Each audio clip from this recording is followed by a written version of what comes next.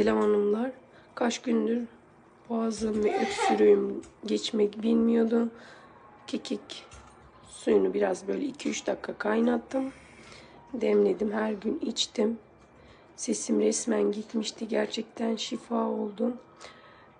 Detayları açıklama kısmına bırakacağım.